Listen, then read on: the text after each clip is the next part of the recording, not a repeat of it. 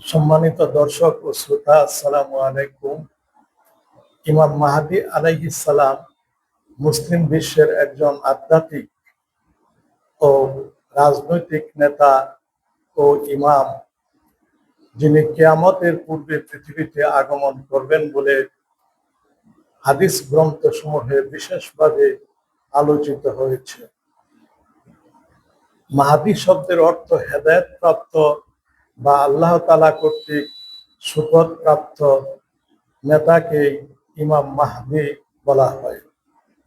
পৃথিবী যখন অন্যায়, অবিচার এবং জুলুম ও নির্যাতনে পরিপূর্ণ হয়ে যাবে, তখন ইমাম মাহদী আলাইহিস সালাম পৃথিবীতে আগমন করবেন এবং সমগ্র পৃথিবীকে ন্যায়, ইনসাফ এবং শান্তি দ্বারা পরিপূর্ণ করে দিবেন। ইমাম মাহদী আলাইহিস সালাম মহানবী হযরত মুহাম্মদ সাল্লাল্লাহু আলাইহি সাল্লামের বংশধারায় জন্মগ্রহণ করবেন। তার নাম হবে মুহাম্মদ ইবনে আব্দুল্লাহ। তার চেহারা, চরিত্র সবই আমাদের নবী করিম সাল্লাল্লাহু আলাইহি সাল্লামের মতোই হবে। শিয়া মাযহাবে ইমাম মাহদী আলাইহিস সালামকে তাদের দ্বাদশ ইমাম বলে গণ্য করা হয়। তারা মনে করেন যে হযরত মুহাম্মদ সাল্লাল্লাহু আলাইহি সাল্লামের ইন্তেকালের পর আল্লাহ তাআলা কর্তৃক 12 জন ইমাম মনোনীত হয়েছিলেন মুসলিম জাতিকে হেদায়েত এবং পথ নির্দেশনা দেওয়ার জন্য। এদের মধ্যে প্রথম হলেন হযরত আলী রাদিয়াল্লাহু আনহু এবং সর্বশেষ হলেন ইমাম মাহদী আলাইহিস সালাম। ইমাম মাহদী আলাইহিস সালাম শিয়া মতে 260 হিজরি সালে একাদশ ইমাম হাসান আল আসকারীর মৃত্যুর পর আত্মগোপনে চলে যান। আব্বাসীয় শাসকদের নিপীড়নের ভয়ে তিনি আত্মগোপনে চলে যান এবং কিয়ামতের পূর্ব পর্যন্ত তার আসার সময় না হওয়া পর্যন্ত তিনি আত্মগোপনেই থাকবেন।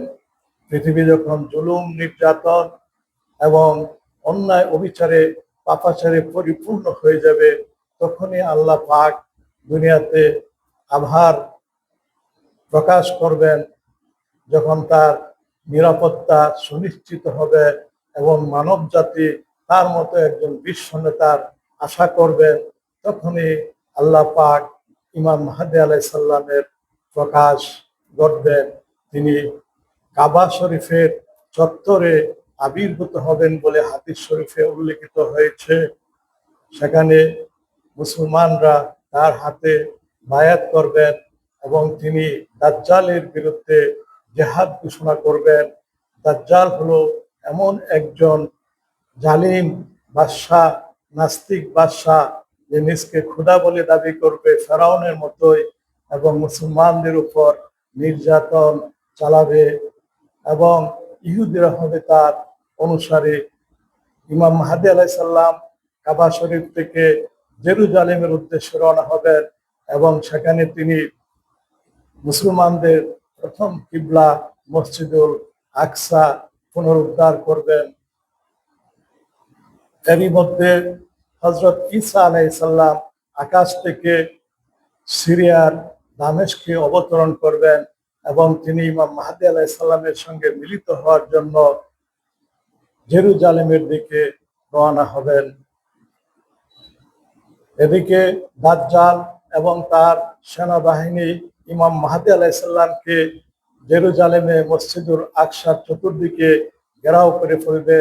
তখন খুরাসানের দিক থেকে একদল মুসলমান অস্ত্রে শস্ত্রে সজ্জিত হয়ে দাজ্জালের বিরুদ্ধে যুদ্ধে অংশগ্রহণ করবে এবং তারা ইমাম মাহদী আলাইহিস সালামকে সেখান থেকে উদ্ধার করে জেরুজালেমের মসজিদুল আকসা দখল করবেন এবং দাজ্জালের সৈন্যদেরকে পরাজিত করবেন। এরই মধ্যে হযরত ঈসা আলাইহিস সালাম ইমাম মাহদী আলাইহিস সালামের সঙ্গে মিলিত হয়ে দাজ্জালকে হত্যা করবেন এবং সারা দুনিয়াতে তারা ইসলামী খেলাফত প্রতিষ্ঠা করবেন। সারা দুনিয়াতে শান্তি, ন্যায় বিচার, নিরাপত্তা প্রতিষ্ঠিত হবে।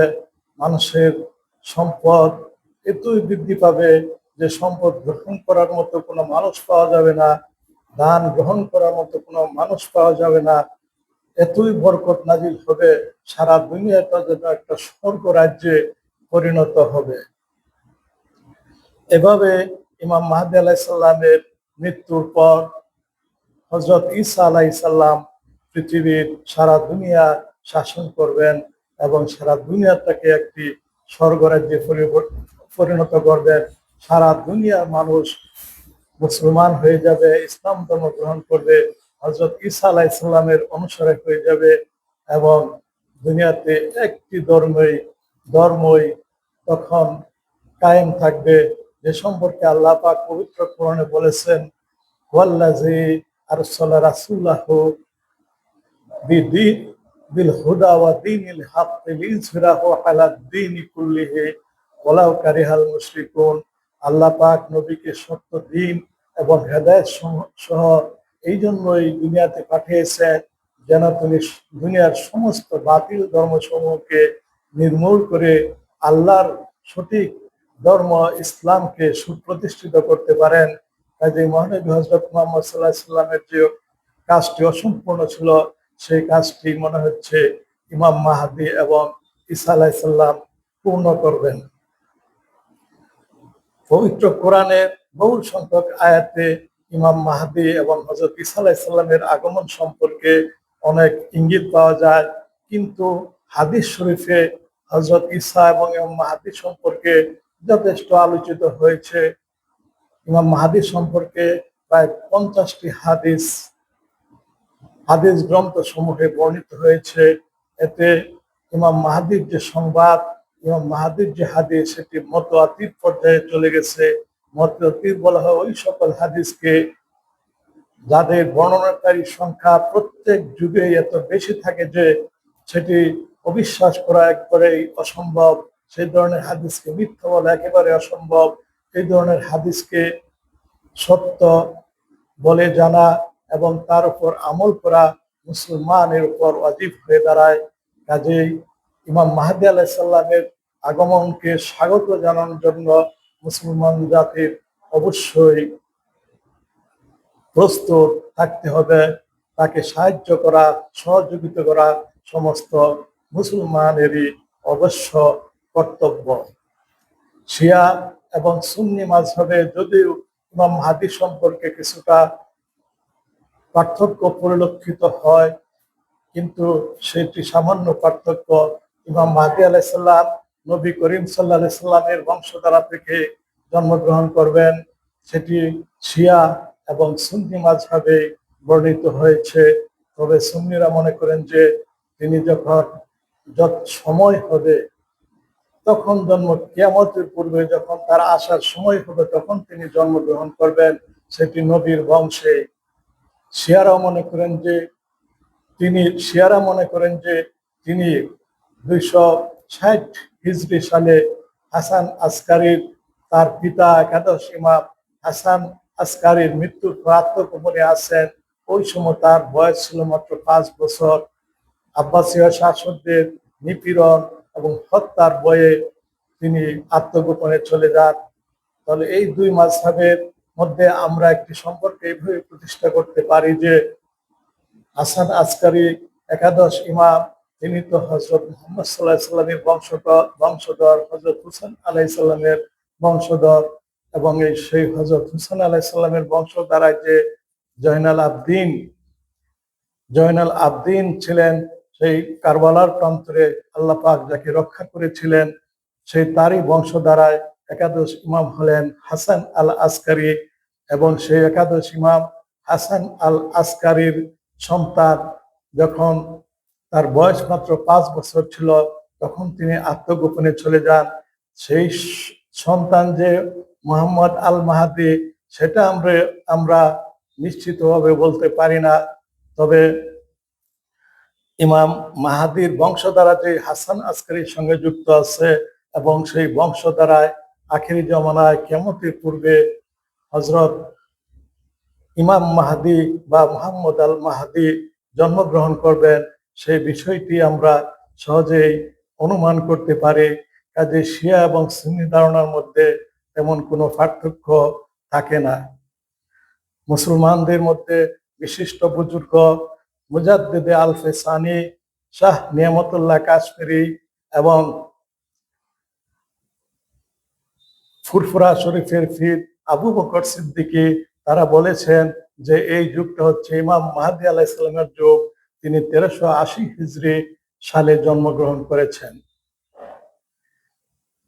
আমেরিকার বিশিষ্ট মহিলা জ্যোতিষী জিন ডিকসন বলেন যে 1962 সালে আরব জাহানে একটি শিশুর জন্ম হয়েছে, যিনি সারা দুনিয়াকে ঐক্যবদ্ধ করে শান্তি প্রতিষ্ঠা করবেন।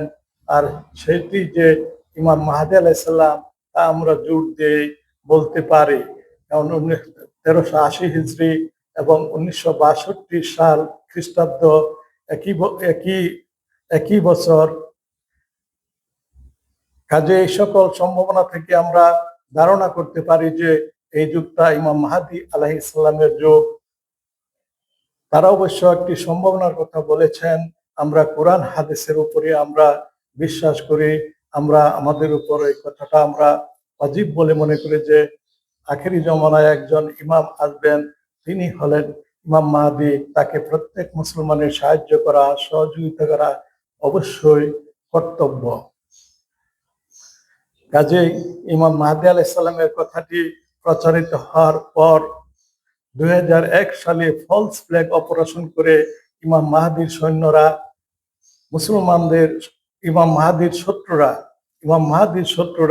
মুসলমানদের শত্রুরা নিউ ইয়র্কের টুইন টাওয়ার বিধ্বস্ত করে এবং আমেরিকাকে ক্রুদ্ধ করে যাতে মুসলিম বিশ্বের উপর তারা আক্রমণ চালায়।